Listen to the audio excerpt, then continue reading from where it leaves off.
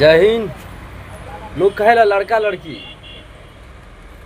लड़की के लोग शादी ब्याह करला अच्छा से कर देला, कहेला कि लड़की हमारी यहाँ चल जी तो सुखी में रहिए, खुश रही।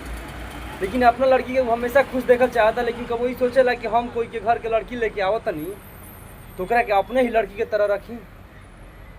अगर जो अधीन यूपी बिहार सब लोग के बाटे ना, महतारी बाप जेकर भी सबके माता पिता के ही कहतनी, अगर दूसरा के लड़की के अगर आपन लड़की जो अधीन लोग समझे लागल ना तो कबो घर में झगड़ा तकरार होखला के कोनो चांसे नहीं है, आ कबो कोई के तकलीफ ना होई।